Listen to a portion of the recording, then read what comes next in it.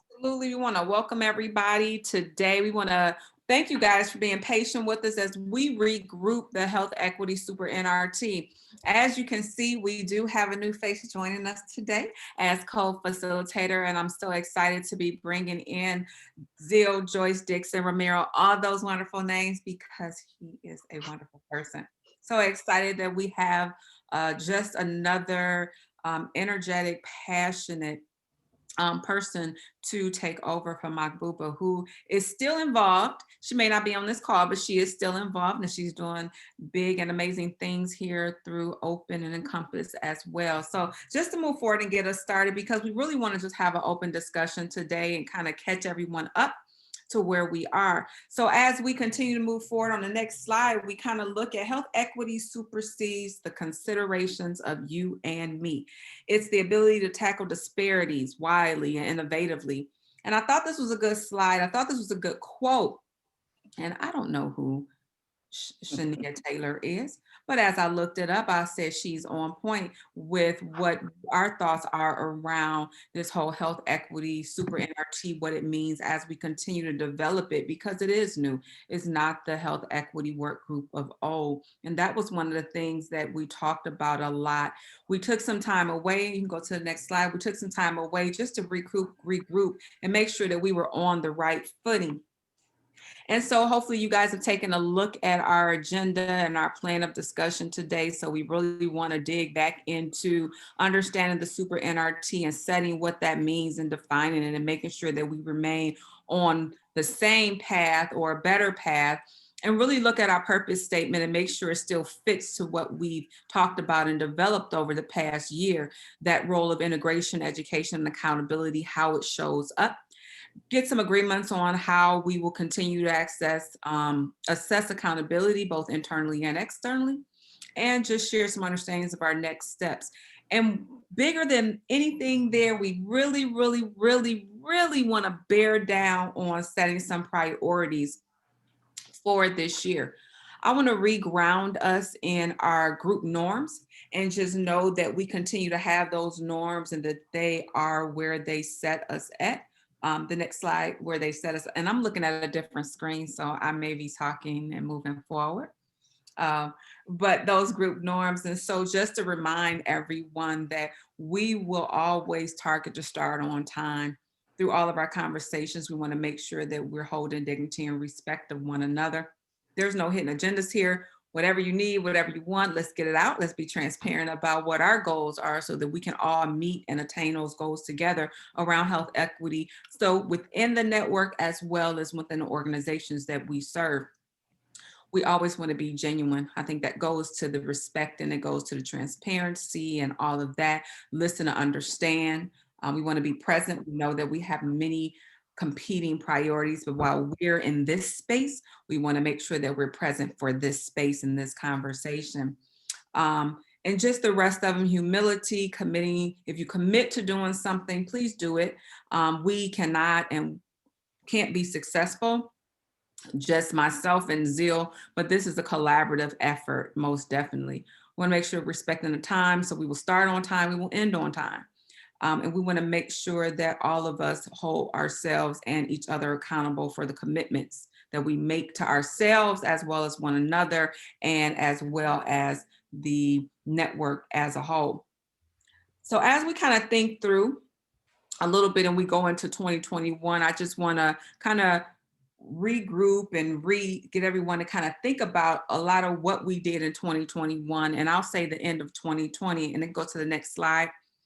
And with that year-end review, once again, we want to thank Makbuba. I'm not sure she's joined us on the call yet, if she was available. I know her schedule was tight. But we want to thank her for her ongoing dedication and leadership to getting us started, getting us where we are, in addition to all of everything that she'll provide to the Encompass board, which will also feed into the work that we do. So we did a lot. I know it may not seem like we did, or we didn't meet a lot or whatever, but we actually accomplished a lot last year. And I really say through the end, because we developed the Health Equity Super NRT at the end of 2020 into 2021. So those SMARTY goals and Jimenez principles, those were developed and they were instituted through our convenings and some of our meetings. There was an event and meeting evaluation document that was also created that is often, that is, I want to say, provided at the end of different convenings and meetings to kind of evaluate the spaces that we were in and how we kind of felt about that. The Jedi Statement was developed. That was one of the last things that we did and incorporated it through the open network. And we believe it'll be hopefully another part of that Encompass work as well. Our equity audit, we did a presentation, we did a rollout, and we completed it. Now, of course, there's some follow-up that needs to be done because it was done on as a network. We did it and looked at open as a whole. Also looked at Encompass took the equity audit, and also I believe NNPHI also participated in that event.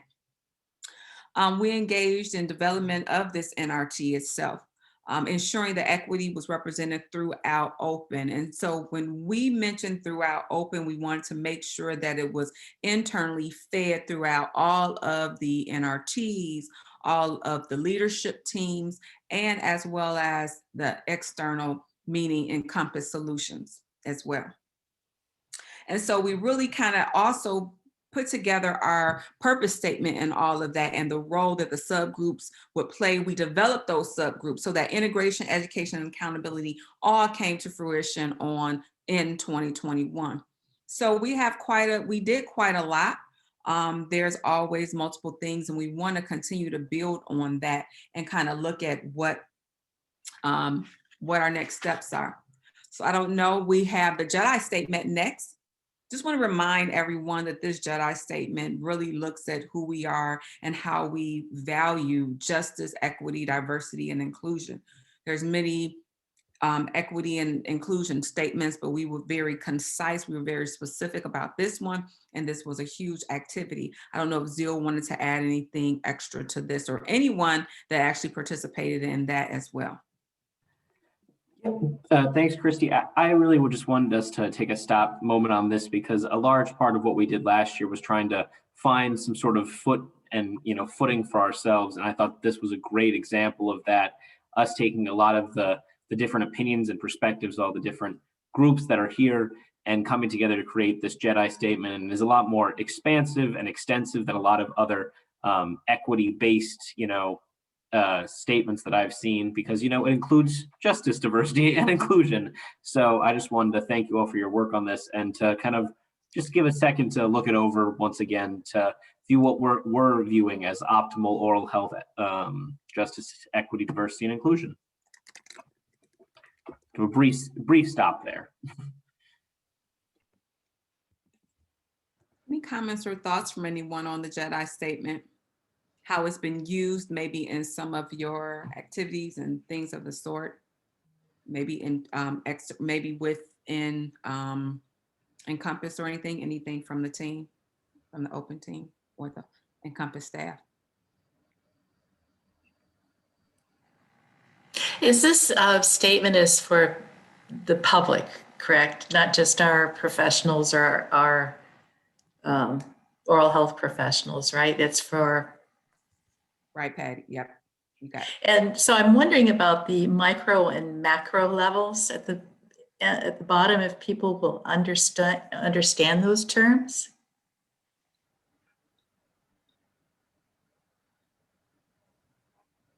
What's some other words or any thoughts? And that's what we're today to do, kind of look through some of the things.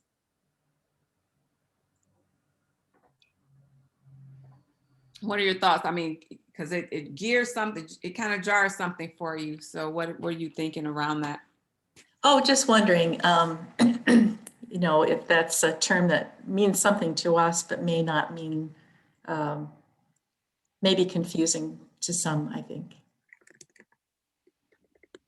Could it be, instead of micro and macro, maybe talking about like education practice policy, like the different ways that oral health competencies, whatever, are,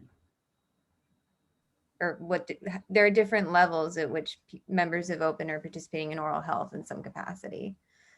So it could be like instead of micro and macro, it could be education, practice, policy, I don't know, primary care, acute care, stuff like that.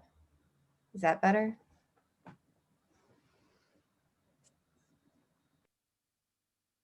Patty, how do you feel about that? Anyone else?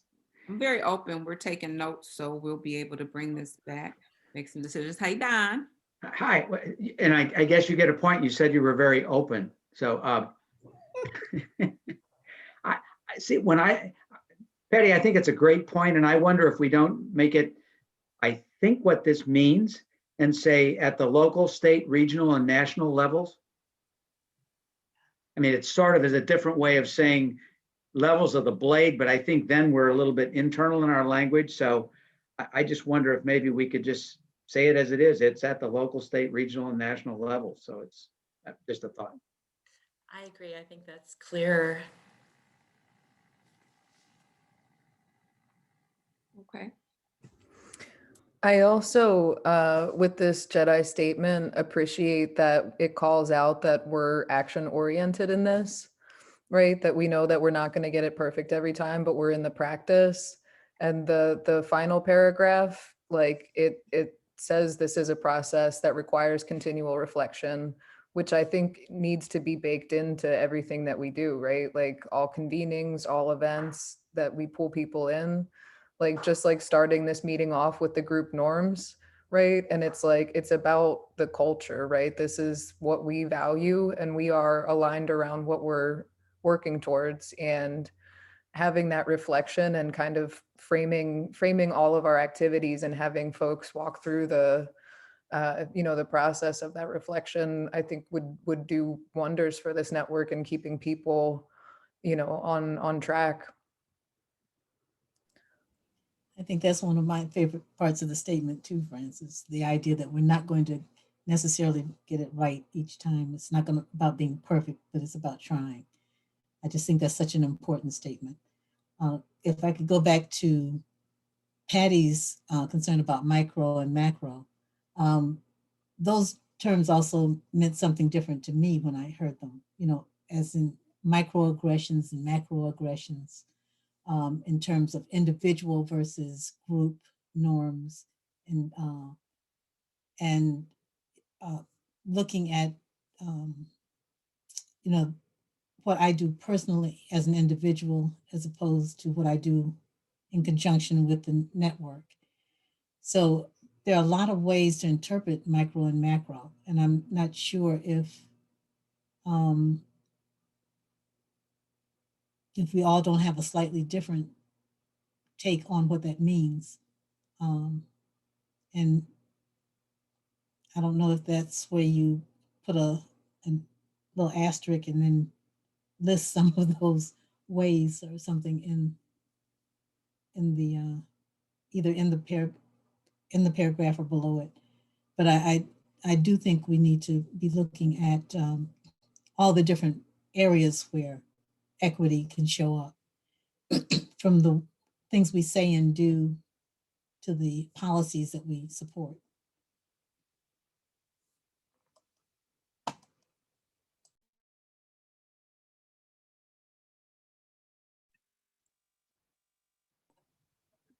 Anything else? I think we can take this back and hopefully make some adjustments that will be acceptable. Anything else?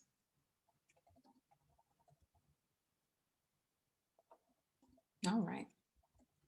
So as we continue to move on, I'm going to turn it over to Zil to kind of take us into the next part as we talk about reviewing our role, our responsibilities, and our purpose. Great.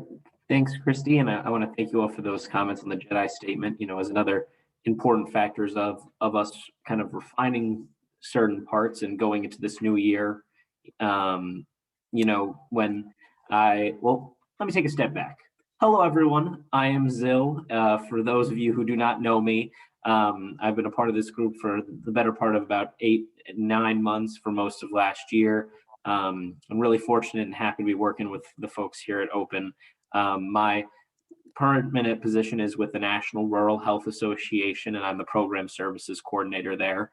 But on my first day when I got to NRHA, they said, hey, listen, we've got like this oral health portfolio. We're not really sure what to do with it. Can you just take it on. And then I was skeptical at first, and then all of a sudden I found myself like 6 months later falling in love with it. They couldn't pry it away from my cold dead hands. Okay, like that's my baby. This is where I live and breathe. Is my National Rural Oral Health Initiative. So I really fell in love with the people that work with it, as well as the health equity elements that go around it.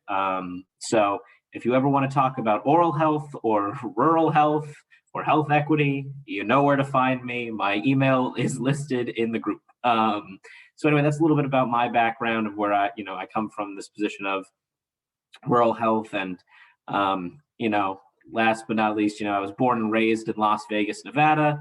And then I moved to DC for college and stuck around the DC area. So that's just a little bit about me. But as I joined here and I started talking with Christy about what we were hoping to achieve for the year, I said, as we're getting to our first, meeting, I think it would be important to review some of the roles and responsibilities that we're doing, as well as talk about our purpose, and then perhaps even get some feedback as to what individuals are thinking about what this group does, what it represents, and, kind of confirming that purpose in what we are doing. So, I'll quickly just kind of go over what we want to focus on, which is the integration, education, accountability, which is what has led to some of our subgroup meetings, as well as equity in all the open committees. And we'll talk a little bit more about all additional recommendations, but I wanted to just kind of throw this out on the screen of health equity, super NRT umbrella group. We are a group that is representative of all the different subcommittees, the NRTs, the ROC, the NOC, the CBIs, open, and everything in between.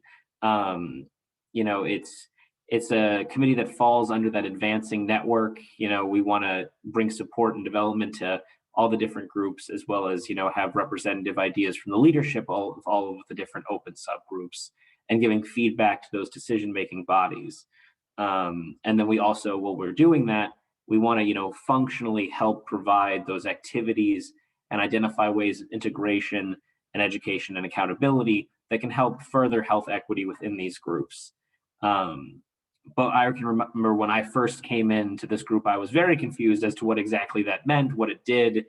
But I wanted to ask others, is there things that you feel that you're confused with about our purpose, or are there things that you think would make it more, clear on the issues that we're working on collectively, or some focuses that can be addressed to help make, those three subgroups better? So that's just kind of where I would like to start, with some open-ended question there, and see if anyone's got anything they'd like to say about that.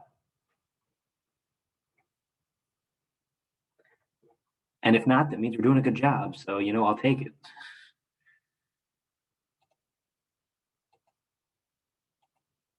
Once, twice.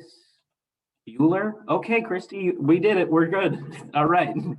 So that's all the credit to her then.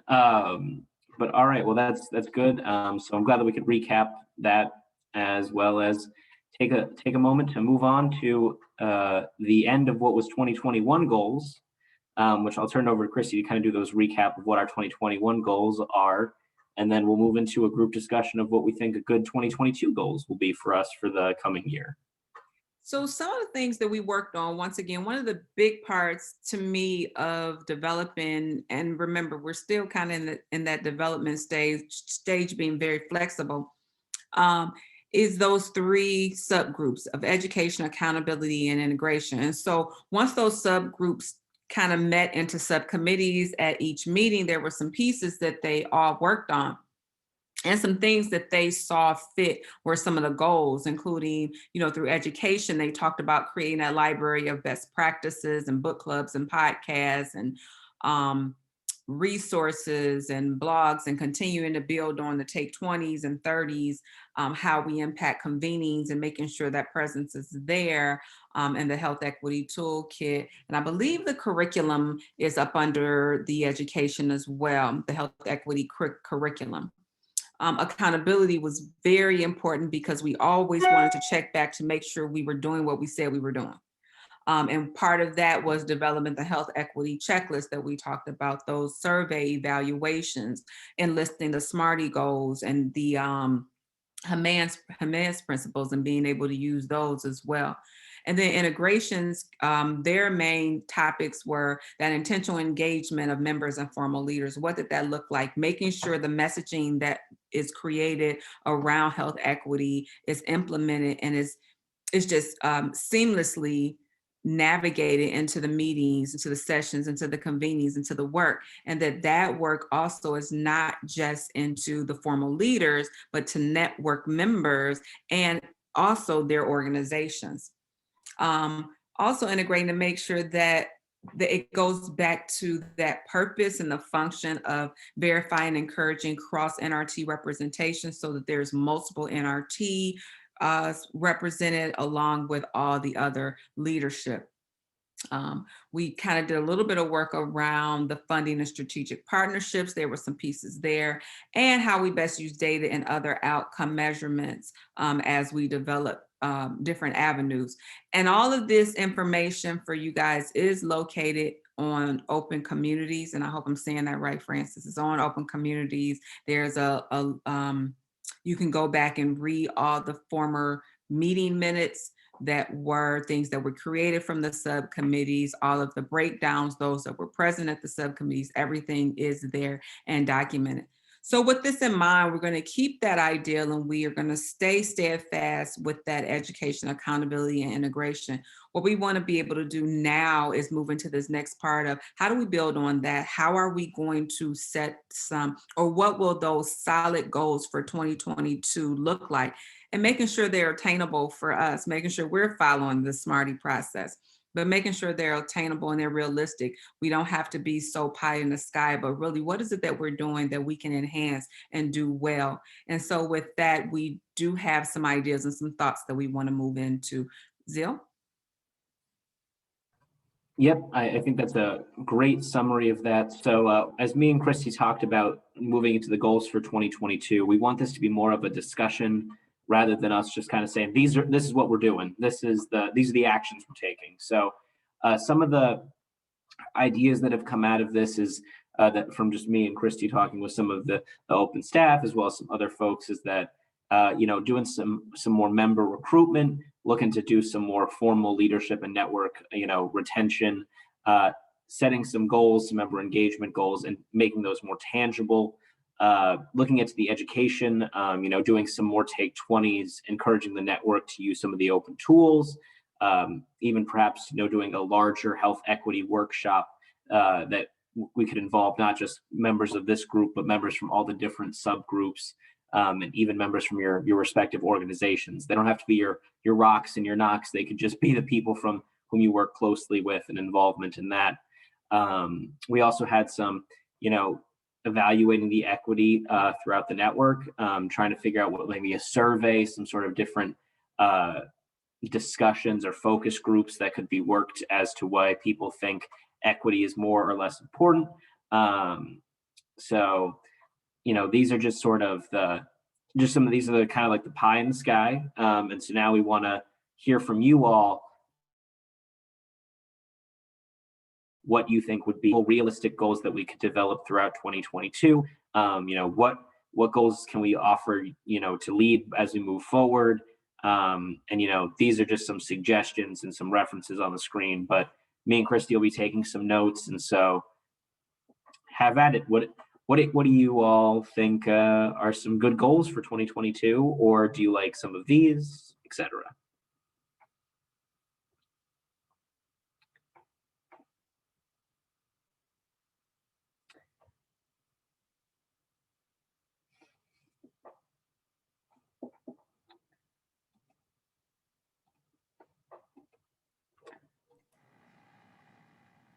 Well, they're all fantastic goals, and maybe recruitment goals could be kind of combined into one. And I'm wondering about the last bullet point, preparing for 2022 HE works. If you could expand on what that is. Sure. It's just, preparing for health equity works in the future. So that's more of a kind of, that's like a broad topic. Again, these were just supposed to be somewhat,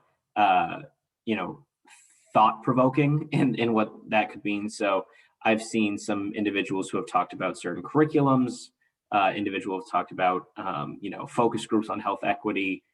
It's more of works is just kind of what the work we would be doing. It's not a very specific stratified project.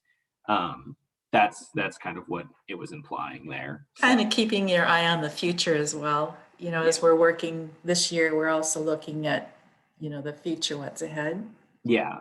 So that's kind of where we were going with that one. So it really should have been tacked on to the end of the education one, but I made it a separate bullet point in hopes that it would bring some thought provoking. Yeah, that's good. Excellent. Yeah, very good. So, as we look into the future, I will hope in the membership recruitment that we be mindful of bringing on younger people that's either just getting out of college or having their second or third year, because we need that new voice, we need that new energy, we need that new insight. I can't even fathom what the future holds for that generation, and only them can articulate that. And so I think we should be focused or take some time to focus on that as far as recruitment. And the open staff, you might, we still have youth membership, right? That we used to have a group of young people that were actively involved, the YES Youth Empowerment group. And are they still active and involved, do you think, or? They have not been for some time. I believe they're still operating, and I'm not sure if they're still working in the oral health space as much, but we can definitely reach out to them.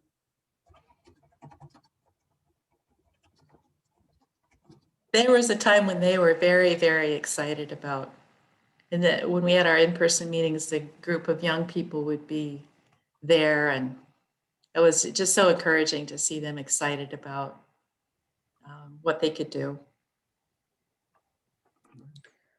Well, that's definitely a good avenue to think about, especially as a person who is in that 2 to 3 years outside of school wheelhouse. I like to hear that positive energy from young folks, not just because they're my neighbors, but that's the broader appeal to that.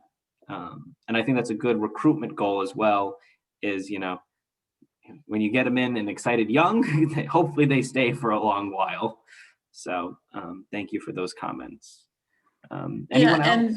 And the the dental schools have student organizations, and those young people who are dental students often are very excited about community work and medical and dental integration. So, the student groups from the dental schools and dental hygiene schools would be another target group. We One also reason I kind of mentioned that is that, I had the luxury of later part of last week spending some time at one of our partner dental schools. And I was talking to a young lady and I was sharing some of the work that we do with Open. And she was so excited. She was so excited just to hear about what we're doing and to know that there's a possibility and opportunity that she could sit and grow from our wisdom and some of our journeys together. So I thank you for even accepting that idea and moving forward on that. I'm really enjoying this discussion. I was taking it down actually a couple of levels because I keep thinking about we need to reach people, all across the age spectrum, and that might be in K through 12, and it might and also thinking creatively about who potential partners are, and similar experience over the last several months. Well, actually last year, I've had the opportunity to interact with Cooperative Extension, who are doing some amazing work with youth and are now looking for a recommitment to their health activities and trying to bring education, business, and health together in underserved communities. And I think as we look at what our lenses are for justice, equity, diversity, and inclusion, we should use age as one of those categories so that we're sure that we have that entire spectrum so we can learn from each other. So that We also have a funding concept that's being developed right now by some of our National Oral Health Connection team members, and that's to work with interns.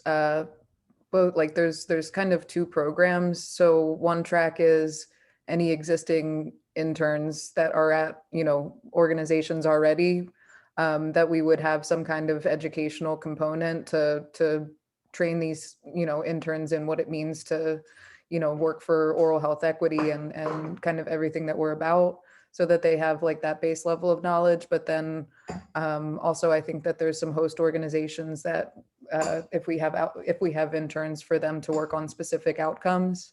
But I think there could be a potential to work with that proposal. And if we want to do some kind of educational thing and bring interns in to maybe then spread that further, work with other age groups, work with whoever it is that we think would be best suited, and then we kind of then have a little workforce with us then too, huh?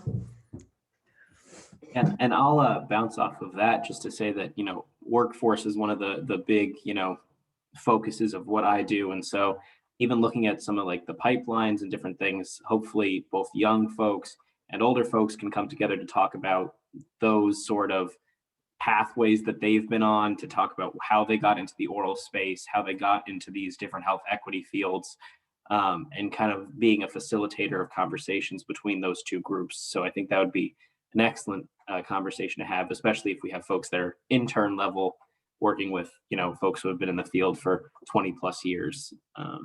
Great way to facilitate conversations as well.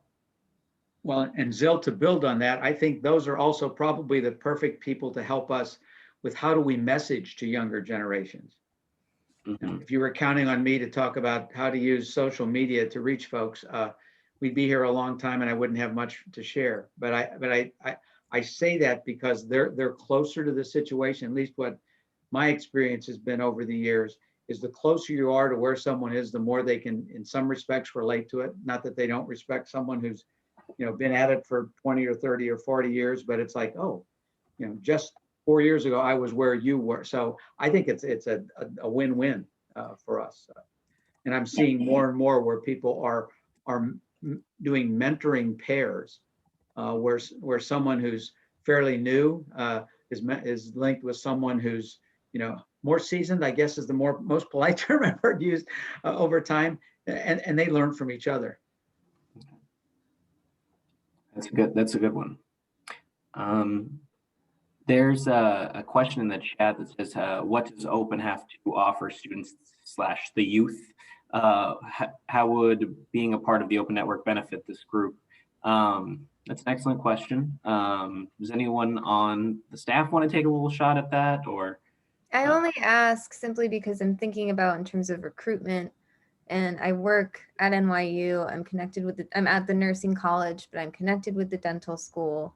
And I think it would be everything that's been said so far about this sounds great. But in terms of if I were to do my own sort of try to connect with them on my own and talk about the Open Network with current students and graduating students, what would I say? Like, how would I bring them into this? How would this benefit them? I mean, I would say like youth are the next wave of leaders in this space. And we have a ton of capacity building and, opportunities, even like the networking, the connections that they can make, right? Like we have people all over the country that are powerhouses in this field, and not just, in all sorts of fields, right? It's like public health, it's social justice. Like, we have a broad range of, stuff that folks can get into. But I do think if we want to build out some kind of program where we utilize interns or go with this youth concept, right, that like we train them to carry out some outcome, right, so that they have, experience in mapping out their work, that they can, manage in their own way, whatever outcomes it is that this group wants to see happen. And then they work with experts in the field, and we train them in whatever ways we can, and then it's wins all around. Cool. it's also a great place to try things out. It's one of the problems folks have coming out of school is not having enough experience in things. And part of getting good experience is having the ability to have an occasional failure without it being devastating to your career. This is a safe space to try out new ideas, to have bold conversations with people, to learn some things that might not have been taught uh, in the regular school curriculum. So it's also a really good space to have a great new crazy idea and be innovative. You know, go ahead, Christy. I just wanted to add to that as well. I think another thing that can be added to the goals when I'm out, because I'm always thinking of what's the low hanging fruit, is I think that was a good point that Jessamine made as regards to, so what do I say? You know, how do I sell people on it? I think part of what we can do as well is, and I know it's out here somewhere, but we can make it available so that there are, if there's some slides with some talking points, you know, maybe there's some direct bullet points that highlight some of the things that's already been said. I know it's out here. It's just a matter of us putting it together. I think that would be a really good low hanging fruit for us to create as we're recruiting people. What am I supposed to say? You know, Patty has been around a long time, so she may have some things to say. But as Jasmine said, I want to bring people in. But what am I supposed to say? I'm learning things, and so I think that's an important piece that we can add to the work that we do So here. it would be like developing some sort of toolkit for that, maybe, possibly? If we want to call it a toolkit, I'm thinking something very basic as Slides. rollout, recruitment, and I think it will also flow into the internship piece. I haven't looked at in a while, but I think it'll flow very easily into that as we're looking to train interns. The other part I wanted to say is I think it would be important. It would be a unique opportunity as we're engaging people in the community to bring them in, is thinking about our levers, because those are really our goals, our strategic direction, kind of how I think of it, of what we're trying to accomplish. And I think we can also build as we're having those conversations, like this is some of the things that we're working on. You know, what does it mean to amplify consumer voice? What does it mean for those things? So, and it could be part of a small toolkit. This is your talking point toolkit. And I want to say, I feel like it's out there somewhere, maybe not that formal, but I feel like there's something there. Kate, do we have something maybe similar? Hi, I just want to add, I work in early childhood, and actually I have a partnership with NYU Dental, and their dental students actually come to our programs and they provide, you know, dental screenings and so on and so forth. Right. So they are already kind of like involved in working with community-based organizations, and that's something that they actually seem to enjoy doing. So I think it's something that we can kind of like expand and add to. And I do have some connections with, you know, some of the professors that lead this partnership. So I could probably reach out to them and get like more information from them, like how we can kind of like connect open and what we do to what, you know, to our current partnership with NYU Dental. Yeah, that would be great. And yeah, I do the interprofessional programming with the dental students and the nursing students here for adult nurse practitioners and dental and medical. Yeah, so that would be fantastic to try to use that community-based work pull for that. Cool. If I could go back to the benefit to young people, the one thing that came to mind for me was leadership, being able to sit in a forum, be able to have discussions about their priorities or points of view that's I would consider more of a safe place as they move into their permanent work experiences or career experiences. They're going to need to be able to do that. And I can see where this would be a benefit to them to have their voices heard in an environment that would be more receptive. and hopefully get some strategies of how to deal with those responses that aren't as favorable when they come.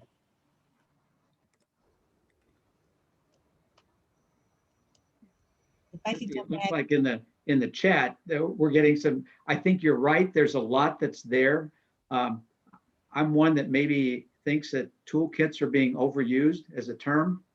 And I just wonder if what we're looking for is an ambassador portfolio. It changes the words a little bit, but we don't send anyone into another country as an ambassador without giving them a bit of information. And I think part of interacting with these groups is saying who we are and what we may have to offer. But I think equally, if not more important, is how would they see us being of value to them, so that we really do learn from the young people about, and I think it's a two-way street, and it just sort of thinking out loud. You know, if you wore your open button every place you went and people started to ask you about what it was, you have your ambassador portfolio to talk about it, including some key questions to ask people so we can learn how we can reach out more. I think it just builds on what everybody's saying, but just perhaps another way to look at it.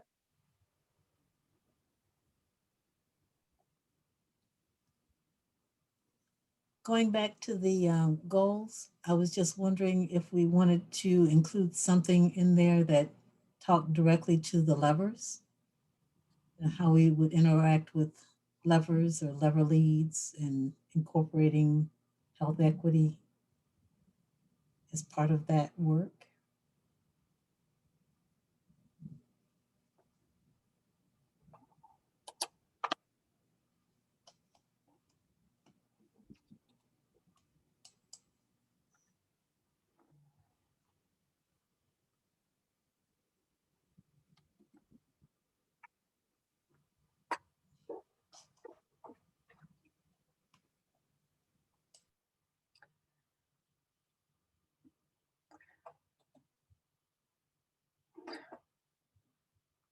Bueller, anybody? I think one thing Stacy put into the chat, I think it's important, is that part of the support we're providing to the interns within the network includes the webinar introduction to open, our approach to addressing equity, and our key value propositions, and also the opportunities for the network. I think those are the important concepts that we've talked about.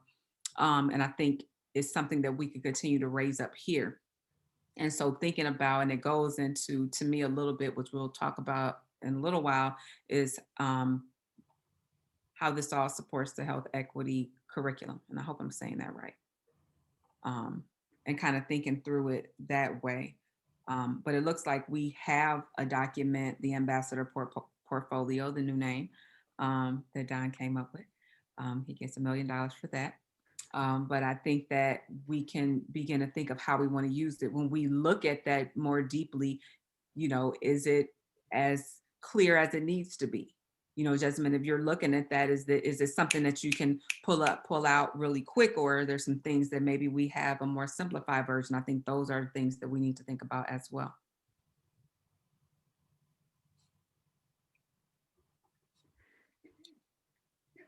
Christy, I wanted to just go back to the issue or question that Ife raised. And that is, I wonder if someplace in our goals, and we struggle with this at NOCT as well. So I think our new term is calling all of these groups, whether it's an NRT or super NRT or lever leads or whatever. I think we're moving to the word hubs. Let me see if I got the right terminology there. But I wonder if somewhere in our goals, we at least, and maybe it's the preamble, we list all of the hubs. So we at least say it once, so that at least in everybody's mind, you're thinking about, have we covered everything? One of the things I like to do at a meeting when there's some empty chairs is say, I'm really glad there are, because we're probably missing somebody that who haven't we thought about? And I wonder if that's a way, as we look at equity and inclusion, that we don't say, oh, for goodness sake, we forgot this, or, you know, we talked about including all these. Are we doing that? So it wouldn't necessarily be in a specific goal, but because a lot of these, I think, would relate to all of the hubs, if I'm using the right term. But I think spelling it out for all of us, the more we all see it, the more, oh, how does that interact with, so that we're really trying to tie in all those hubs. Just a thought. And I think that's a good point, John, is being able to kind of get everyone together. And when you pull people together, sometimes it gets a little murky when you're trying to set specific goals. So just some food for thought. I guess one thing that and this just literally came to the top of my brain, like literally 5 seconds ago. And it's going to require us to think about us for a moment, ourselves. What brought you to this table today? I think that's an important concept as we look to setting goals. What are you looking to get out of this group? What is your win-win? Because we all here for a reason. So what is your win-win for being here today? And maybe it's part of your goals to learn something more around, to be more involved in health equity work or something like that. But for me, it's important as we develop out, it was an important part as we developed out those subcommittees that we all came up with: integration, accountability, education. And so thinking through that, I want to leave some space for that.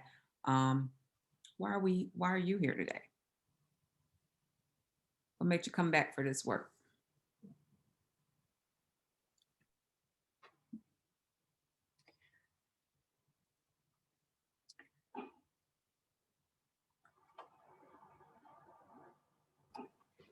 Well, go ahead. Okay. Thank you. I can speak up. I'm Shannon Keza with the Kent County Oral Health Coalition, and I've been away from this work for a couple of years, but I'm back reprising my role. And I was a part of Oral Health 2020, and I'm happy to be a part of Open. And I guess I just want to make sure that all of my work is equity focused, diversity, equity, inclusion focused, especially because that's really not my lived experience right now. So I just want to make sure that I'm always viewing all of my interactions, all of my work through that lens, and to kind of get reacquainted with the work again.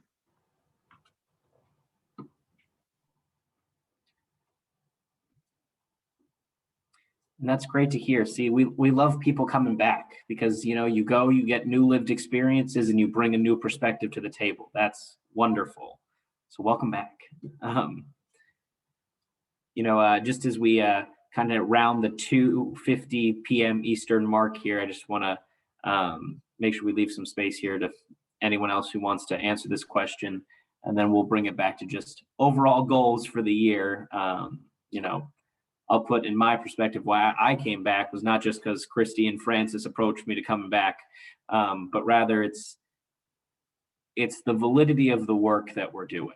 It's about not just the conversations and the people you meet. It's about the impact you can have when something goes right and there's a engagement with a certain person that might have needed it, or becoming a better leader in the public space field, anything that has to do with justice or capacity building, it's here. And, it starts on the ground with wonderful people who are willing to lead not only teams, but say, hey, oral health is an issue I care about, but so is health equity, and there's no reason those can't intersect.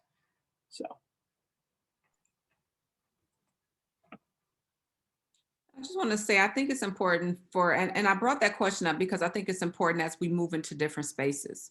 I think it's important to think about that as you overlay it into the work that you do. We might not have an answer today, but it's something that I definitely think needs to stay at the front of your mind when you come back to the table. Why am I here? Why is this important to me? Why is health equity? Why is this equity journey important to me? Why is my voice important in this work? And how do I make sure that I'm a part of that my voice is heard? And what is that voice? This is beyond us just educating the group, or it's beyond us just impacting this the larger group. But I want to make sure that everybody at the table, that we're all learning from one another and that we're all able to get what we need as well. And I think a good point that Shannon kind of made is making sure that within our lives every day, that may not be your lived experience, that you have a place to understand, you have a place to go to ask questions and be a part of maybe asking about that experience of others. So I just want, as we move on to the next section, I just want to make sure that we think about that really, really, truly think about that. Why are you at the table? Why are you here? Zil? Yeah, and that's, it's something that we should all be thinking about, and that we should be continuing to think about as the year goes on. And you've all given us a lot to think about when it comes to goals, for sure, specifically around engagement and recruitment, and looking to find younger folks who are willing to be stakeholders in our group. And so I think that as we move forward into looking into what our Take 20s and what our tools for the future are going to look like for this year, Christy and I will circle back to some of the things that we've talked about, and next month we'll come back with a more concrete list of goals for 2022. But we encourage you to keep thinking about that question of what's the why?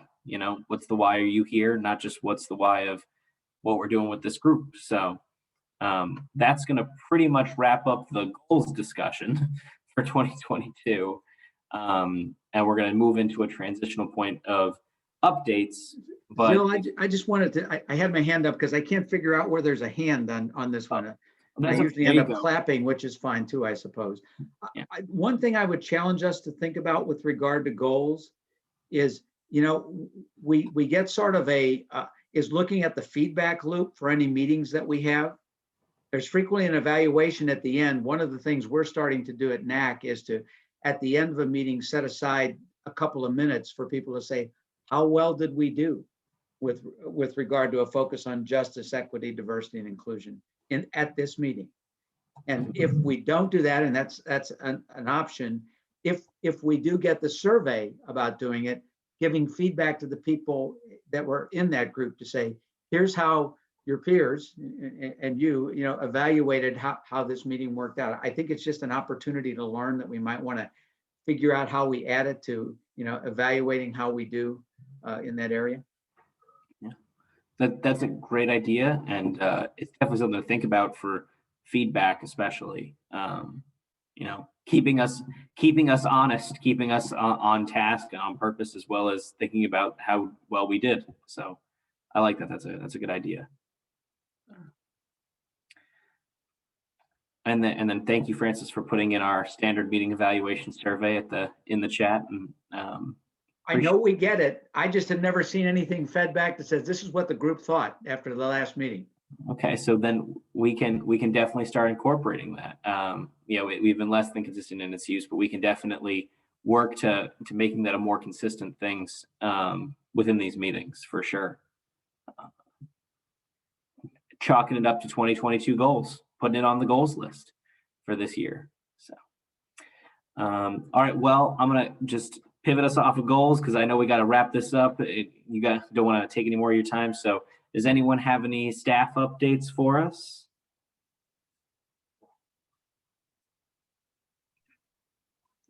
Were there any updates in regards to, and I know Stacy is gone, I believe now, maybe not. No, I'm here. Any updates? Did you have any updates for the health equity curriculum? Yeah. So we, as I think most folks know, we're designing a health equity curriculum that's going to live on the new learning management system that Open now has access to. And after talking with Christy and Zil, we're going to hold a Take 30 for the network at the end of April, where we're going to invite folks to suggest resources and see who would like to get involved in designing some of the modules. A few folks on this NRT had provided some input that we had asked for back in December.